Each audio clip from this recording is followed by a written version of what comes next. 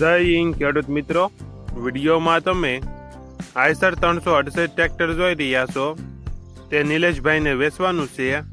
વિડીયોમાં તમે ટ્રેક્ટરની કન્ડિશન જોઈ શકો છો. ટાયર મોટા 100% રિમોટ, નાના ટાયર 60% નવા, one owner, engine company fitting, gear hydraulic 100% complete. ટ્રેક્ટરમાં કોઈ પ્રકારનો ફોલ્ટ નથી. નિલેશભાઈને ફૂલ જવાબદારી સાથે ટ્રેક્ટર વેચવાનું છે. મોડલ 2004, કિંમત 2,35,000.